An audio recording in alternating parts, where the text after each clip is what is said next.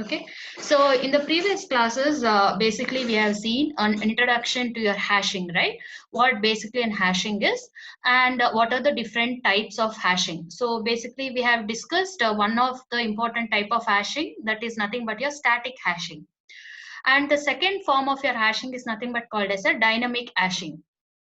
So now the question here is, why should we move from the static hashing to the dynamic hashing? See, almost in the previous classes, we have covered the various concepts that involved in static hashing, right? So now, basically, what was that we have discussed in the static hashing is, say for example, you have suppose if you want to insert a record, so the key value of that record will be given to some hashing function. Suppose say assume that you have some hashing function like h of something like this.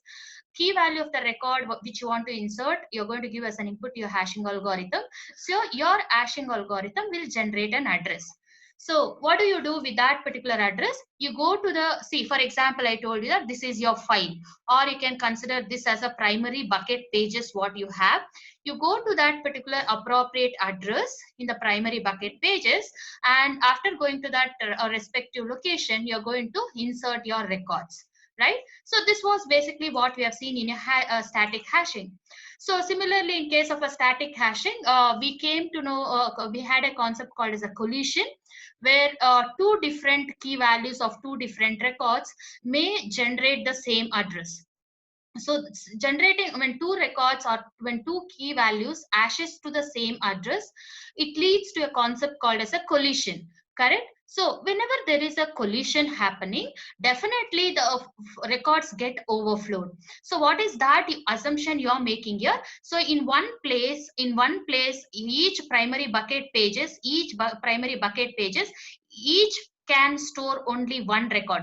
That's the assumption we are making.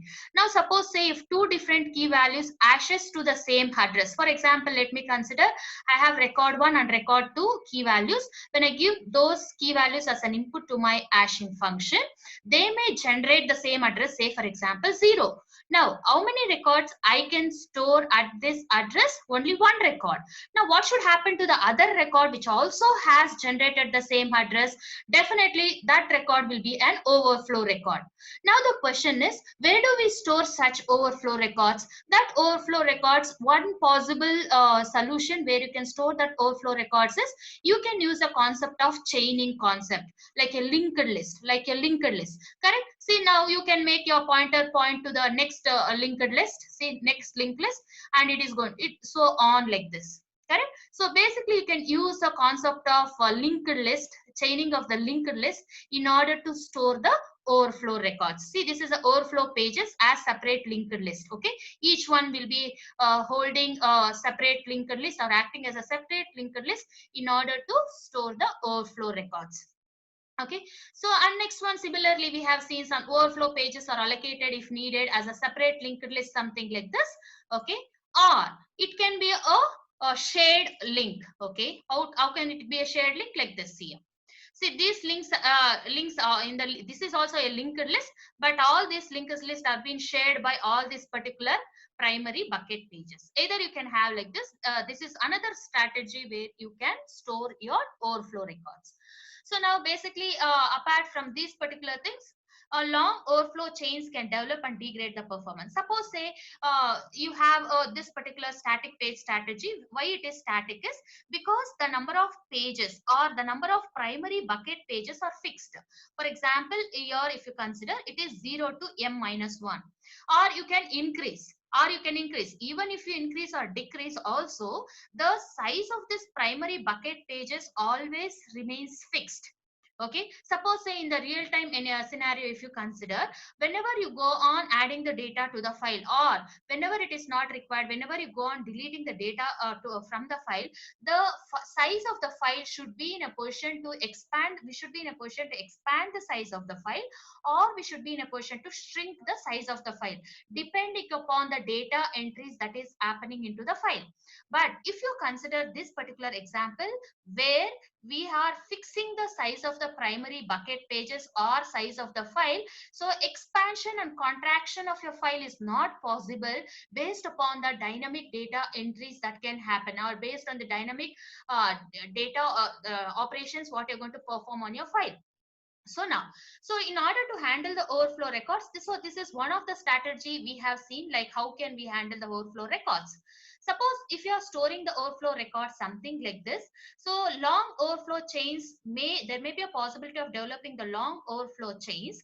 Whenever there is a long overflow chains is being developed, whenever you're trying to search a record, whenever you're going to search a record, okay, definitely the amount of time taken to search a record will be more compared to the time what we were expecting with respect to your hashing function, hashing algorithms, correct? So now definitely what was the intention with which we have moved to a hashing function definitely will not solve our purpose, right? Now the question is, how do you reduce such overflow chains? How do you reduce such overflow chains which are responsible in order to which degrades the performance whenever we perform various operations? So the next concept which we have to move is nothing but called as extendable and linear hashing. So these extendable and linear hashing are the dynamic techniques in order to overcome the static hashing. So in the previous classes, we also have discussed other overflow handling methods. Okay, something like progressive overflow or linear probing or open addressing. We have seen how to basically handle the overflows that happens in your hashing. Similarly, we have come across a double hashing. We have discussed how double hashing will work. Chaining with separate overflow, chaining with separate overflow area, and scattered tables. So these are nothing but some of the handling techniques, collision handling techniques we have seen, so as to reduce the number of collisions that may happen, right? So now next the thing is nothing but we are supposed to move to the dynamic hashing techniques. So as I told you that two important techniques in dynamic hashing is nothing but extendable hashing. Second one is nothing but a linear hashing. So in today's class we'll be discussing in detail what is your extendable hashing. So in the further classes we'll be moving on and we'll be discussing in detail what about that linear hashing. So this extendable hashing and linear hashing are called as dynamic hashing functions. Why? Because see, whenever you go on adding the data or whenever you go perform the deletion operation for a file, so the size of the file will grow when you add the records. Whenever you delete the records, the size of the file gets shrunk.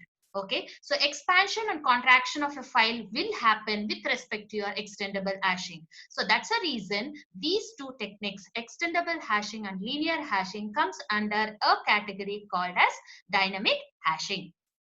Okay, so now let us see what exactly how exactly your extendable hashing works. See, an extendable hash index contains two parts. So whatever we are going to discuss in extendable hashing, here it mainly has two parts. So which are those two parts? First one is nothing but called as a buckets. What are these basically buckets? So buckets are nothing but usually till now whatever we have seen is whenever we are going to write the data to the disk or whenever you're going to read the data from the disk, we were telling that data will be written or data will be read from the disk in the form of blocks.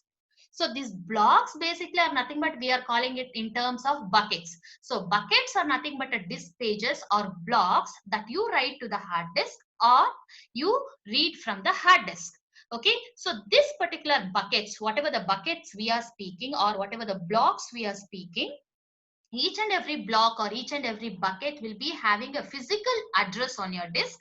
Okay, and basically contains a fixed number of records. That's what we have seen from the beginning from the previous classes, that whenever I tell a block can store a set of records. Whenever I tell a bucket can store a set of records, maybe two, maybe three, maybe four, or maybe five, something like this. Correct? So what is a bucket? So bucket is nothing but basically a block that basically we use whenever we are reading the data or writing the data to the hard disk.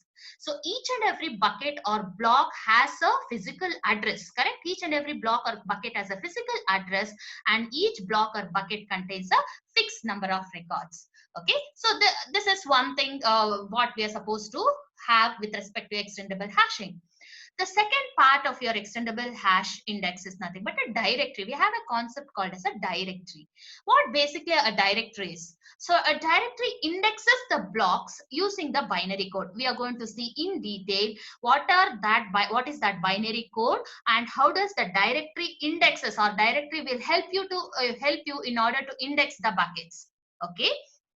So we'll first finish the theory and we'll move to the example.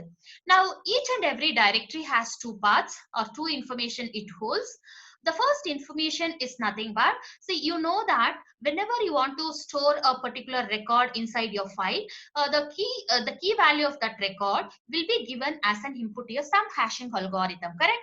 What does your hashing algorithm generate? It generates an address. So whenever it generates an address, that address itself is nothing but called as a binary code. Whatever the address it generates, we ensure that the address will be in the binary format, that is in terms of zeros and ones. Okay, so now once you get the address, you move to that particular address. You'll be having a directory where the directory will be having the binary addresses. You'll move to the appropriate binary address in the directory. This is one information what your directory will have. Coming to the second information what your directory will have, a directory also has a pointer in which points basically to the appropriate buckets. So that's a thing I was telling you, that this directory contains two parts. One is nothing but a binary code which is a result from any particular hashing function. And second one is nothing but it holds a pointer to the buckets containing the record of the binary code. Okay. So there may be possibility that two directory entries may point to the same record. Okay. So this is about theoretical aspects. Use directory of pointer to buckets. Okay. Split just the bucket that overflowed. Suppose when you go on inserting the records into the bucket, if the size of the bucket is full, then what should you do? Basically, we need to split that particular bucket where the overflow has happened. We'll see with an examples how to split the bucket. And doubling the directory whenever it is needed. Again, this scenario also we're going to see in what scenario we need to double the size of the directory. Okay, so why we are moving to this particular concept is, compared to the size of the files, the size of your directories will be much smaller. So doubling the directory will be very much cheaper. So that is one of the advantage why we are moving to the concept of your directory.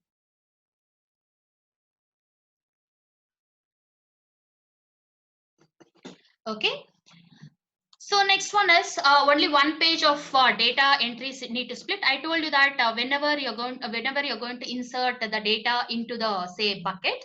Okay, whenever you're going to insert the data into the bucket, so sometimes the bucket may be full.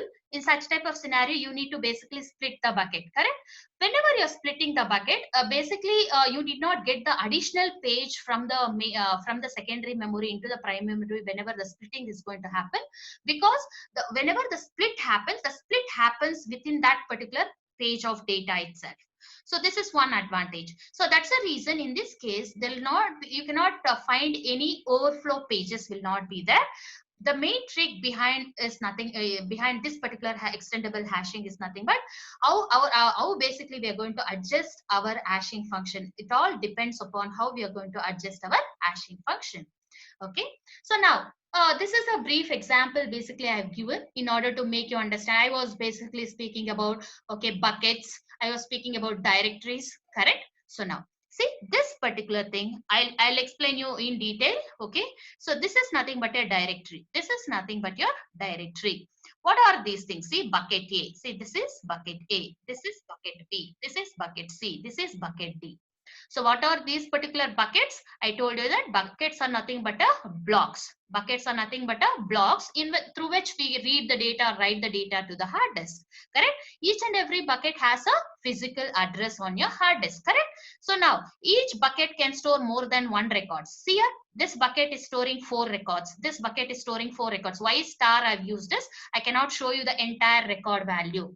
Only the key values I've shown. I have not shown the entire record value. That's the reason I've used star. So 4 records this bucket is storing. This bucket is capacity of the bucket itself. In this example, we have taken it as 4.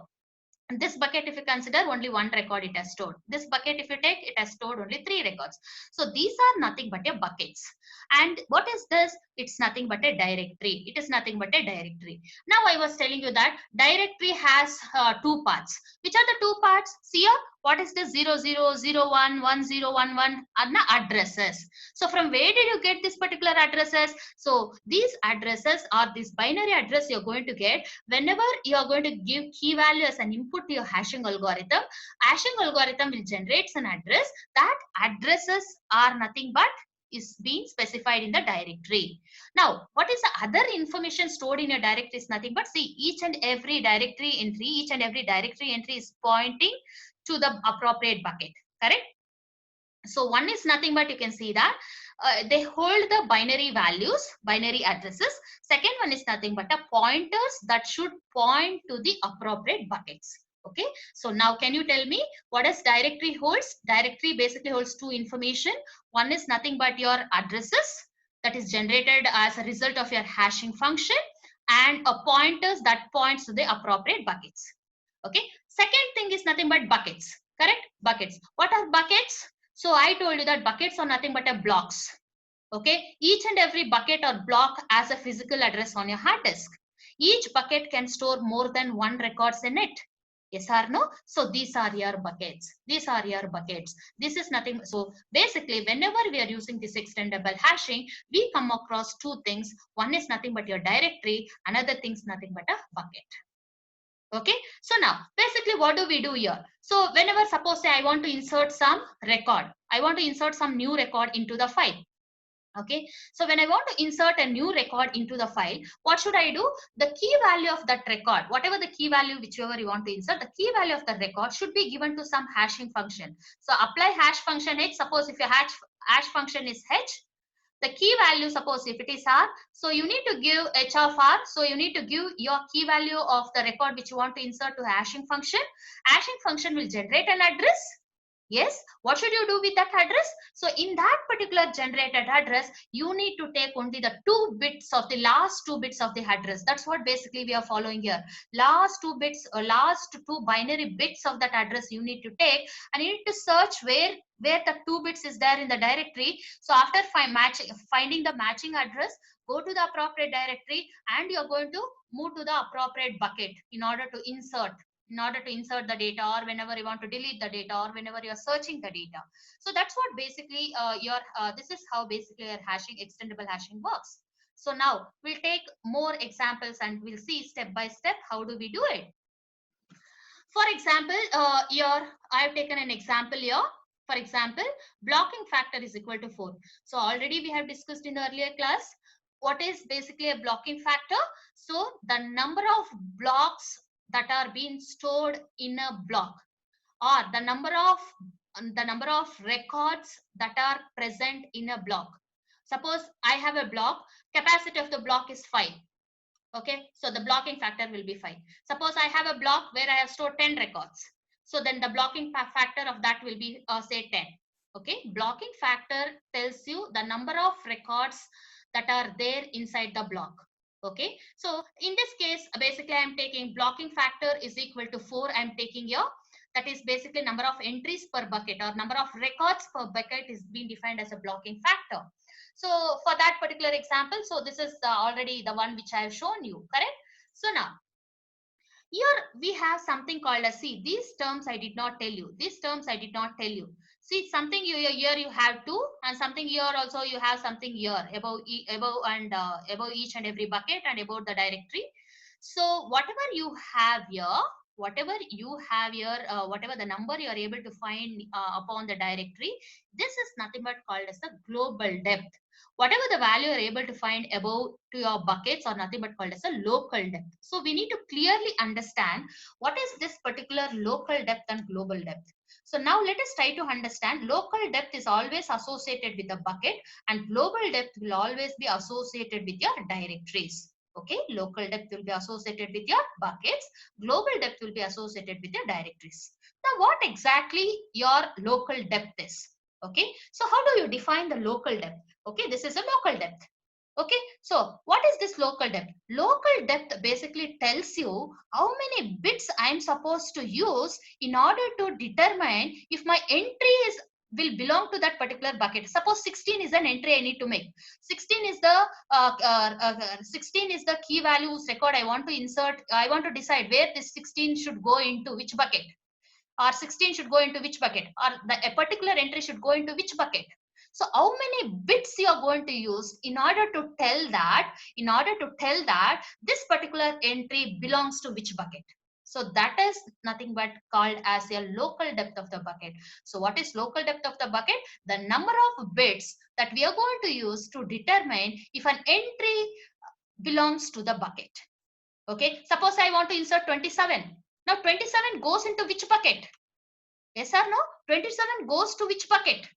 Okay, so how many bits the number of bits I'm supposed to use in order to tell that my 27 belongs to which bucket defines your local depth. Local depth is nothing but how many number of bits you're going to use to tell that the particular entry should go to which bucket. Okay, so that is how basically we define the local depth as. Okay, we'll understand how basically we come across this with an examples. Now coming to the global depth. What is your global depth? So global depth is nothing but the maximum number of bits you are supposed to use in order to tell which bucket an entry belongs to. Okay, so first of all I should determine, no, what is that your directory containing? It containing a pointers. Pointers to what? Pointers to the buckets. So first of all, I should have an address. I should have a number of bits telling that this particular pointer points to which bucket.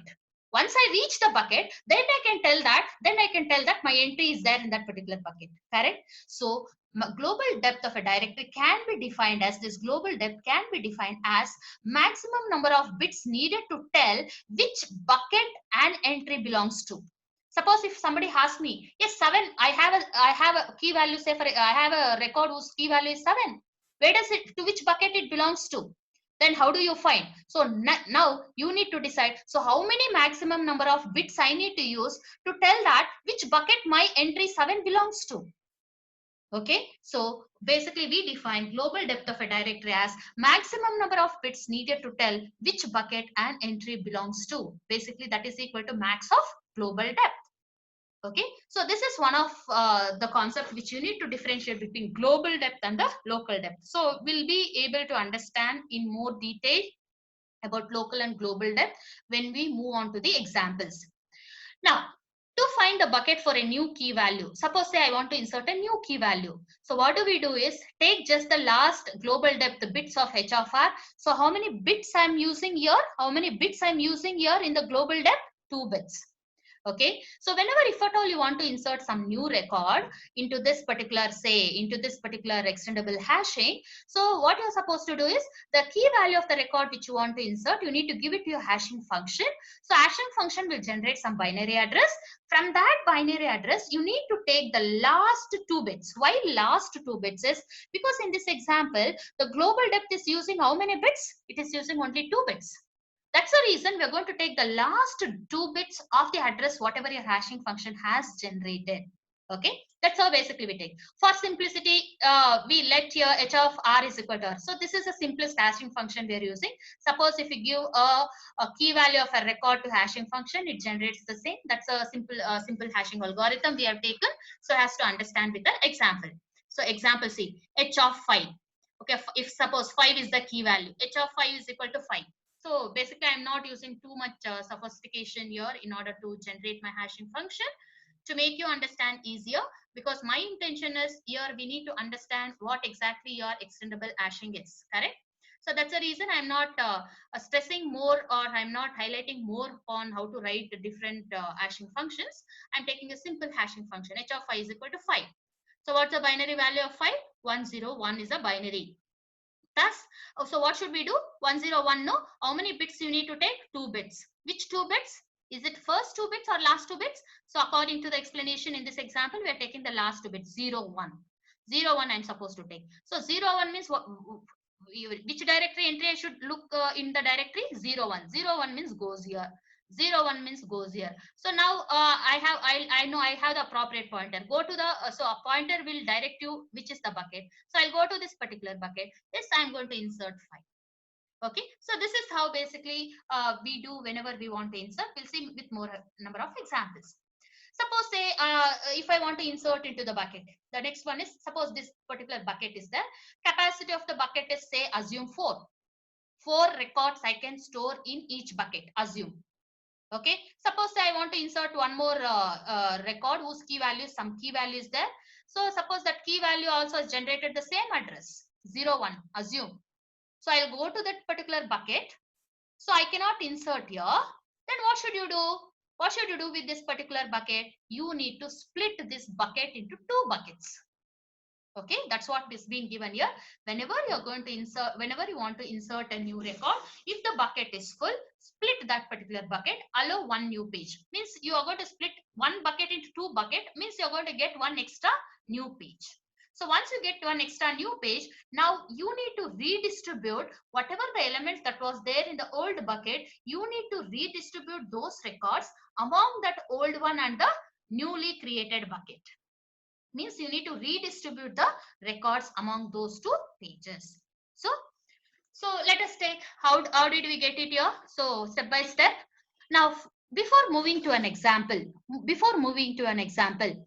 just I want to make you clear like this. Suppose say I have only one bucket. I have only one bucket. Do I need any number of addresses in order to locate that particular address or in order to determine that particular bucket? Suppose I have only one bucket. How many addresses I need to locate that particular bucket? 0 addresses. No addresses are required. Why? Because only one record, one bucket is there. No confusion. So whenever only one bucket is there, if I want directly, I use that particular bucket. So no addresses are required. Basically 0 addresses is required to uniquely identify one bucket. If I have one bucket, no addresses is required. Suppose say if you have 2 buckets. Suppose if you have 2 buckets, how do I identify 2 buckets? You need some way in order to distinguish one record from the other record, right? How do you distinguish? You need some sort of distinction now. You need some sort of addressing to distinguish one with the other, right? So basically, since in this particular examples, we are moving with respect to the binary addresses or a binary code. So if I have basically 2 buckets, then I may be using 2 addresses. So 0 in order to give an address for the first bucket, and 1 to indicate the other bucket if I have 2 buckets. Okay, if I say 1 bucket means 0 addresses is required. If I have 2 buckets, then how many bits I need to use in order to distinguish that address? Only 1 bit is required. That 1 bit can be 0 or that 1 bit can be 1. Similarly, suppose if I have 3 and more means 3 to 4. Suppose I have 4 buckets. How many bits of addresses are required to distinguish 4 buckets? Then definitely I need to go for 2 bits of address. What are the possible 2 bits, possible values I'm going to get using 2 bits? Say 00, 01, 10, 11. Correct? Similarly, if I have more than, say, for example, 4 buckets, if I have more than 4 buckets, then how many bits of address I need to use? I need to use 3 bits of address. Correct. So in general, before explaining this example or before we try to understand this particular example, we need to understand if we have one bucket, then no need of the addresses to distinguish that. So 0 addresses are required. If you have, say, for example, 2 buckets, I'm going to use okay, 1 bit address. Okay, 1 bit address. So if I have, say, for example, 4 buckets, so if I have 4 buckets, then I'm going to use 2 bit address. So maximum number of values using 2 bit address I can give is nothing but 4 locations. Using 1 bit address, maximum number of locations I can have is nothing but 2 locations. Correct? Similarly, if I have more than 4 buckets, okay, if I have more than 4 buckets, then how many bits I need to use? Okay, I need to go for 3 bits. 3 bits basically gives me how many locations? 8 locations. 8 different addresses I'll get. So on. As the number of bucket, if there are n buckets, so how many bits basically I can use? 2 power of n bits. 2 power of, basically I can use n bits. N bits gives me how many locations? 2 power of n locations. Locations are 2 power of n different addresses. Correct? 2 power of n addresses are 2 power of n locations. Okay. So now with this understanding, for example, I'll start out with example where I have 2 buckets. I'm taking an example where I am having 2 buckets, bucket A and bucket B. So definitely, how many bits of address I need to use here? Only 1 bit of address. I need to use 1 bit of address. So since I'm using 1 bit of address, so one location I'm giving it as 0, another one I'm giving it as 1. Okay. So now, say for example, I want to insert a record. I want to insert a record whose key value is 4. Okay, I want to insert a record whose key value is 4. What should I do? Then this 4 should be given as an input to some hashing algorithm. So as I told you that, which is the hashing algorithm simplest one we are considering, that is h of 4 is equal to 4. Means I'm not considering a sophisticated hashing algorithm. I'm considering a very simple hashing algorithm. So my main intention is to make you understand how to construct the directory structure. Okay, so that's what I've given. H of 4 I've given. So it has given me 4. So what's the binary equivalent of 4? It is 100 is the binary value. Okay, so now 100 is the binary value. So I need to extract the last digits. Now the question is, last digits, how many bits we need to extract? It depends upon how many bits are used to address the directory. That is, only 1 bits are used. Only 1 bit is used to address the directory initially. So I need to extract only the last digit or last bit. So that's the reason I'm basically is a bucket pointed in the directory by 0. So I need to go to this particular 0 pointer pointing to that 0 address. So I'll be basically directed to a bucket here. So I'm supposed to insert my record whose key value was 4. Okay, I have inserted. Okay, so similarly, I'm supposed to insert 12, 32, 16 and something like this. Okay, see for example, 4 already we have inserted. 4 already we have inserted. Now I want to insert, say for example, 12. What should I do? Give 12 as a key value as an input to your hashing function. It generates 12. So what's the binary equivalent of it? Binary equivalent of it is 1100 is its binary value. Now what should I do with this particular binary value? So how many bits I need to consider here? The last bits. Last how many bits? See the directory structure. Only 1 bit I have. So last 1 bit I'm going to take. Now again I'm going to go to this particular directory which is pointed by 0, and your pointer is making you to it is taking you to this bucket A. So now it tells that the 12 value, the 12 key, the record which was having the key value 12 is also supposed to be inserted into the bucket A itself. So now what do we do? So we need to insert that 12 into that location because capacity of each bucket is 4, or the blocking factor of each bucket is 4 we have considered here in these examples. Similarly, what we can do is, say I'll go here, h of 32, I'll give it to the hashing function. So this is a binary value. Since I'm using it, my what is the number of bits my directory is using only one, last one digit, one binary digit I'm going to extract. So again, it is supposed to go here itself, 32 we have inserted. Similarly, if it takes 16, okay, so only last digit I'm supposed to take, yes, 16. Correct? So similarly, if you go on, say 1. So if I give h of 1 is equal to 1. So what's the binary equivalent of 1 if you write? It will be, say, for example, 000 something. Last digit will be 1. So now it tells that I need to go to this particular binary address 1 in your directory, and the pointer is making or it is taking me to the particular appropriate bucket. So I have inserted 1 in the bucket B. Correct? So now similarly what I can do is I want to insert, okay, say for example this was the status of the previous one. Now I want to insert 5. So I've shown all the values together. I want to insert 5. So 5 will be given to your hashing function. So it's a simple hashing algorithm, 5. So binary equivalent is this. Take the last 1 bit because your the number of bits used to distinguish the directory is only 1 digit. So take the last digit. So go here, you're going to have inserted. Similarly, with respect to another key value 21. 21 is given as an input to your hashing algorithm. So you got 21. So binary equivalent of that is you got this. Extract the last bit from here. So it is 1. So it is directing you to the bucket B. So insert that 21 into the bucket B. Similarly, h of 13, give the key value of your record as an input to your hashing function is generating this one, and you are going to convert that value into the binary value. Okay, so now what basically we'll be doing, take only the last digit, again it's pointing here, you're happily inserted here. Now comes the problem. So what is the problem basically we are going to face here? So suppose say now the question is, I want to insert 10. I want to insert 10. See here, again same process, same thing. It is telling 0. Now when I go 0 and when I go to this particular bucket A as specified by that, okay, now there is no space. Why there is no space? Because capacity of each bucket is they can store only 4 records, or the blocking factor of each bucket is only 4. Now I cannot store this 10 here, no space here, which leads to a concept called as what? Collision.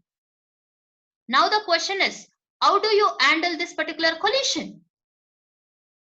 The first step, whenever there is no space, whenever a bucket is full, whenever a bucket is full, how to handle the collision we'll be dealing in the next class.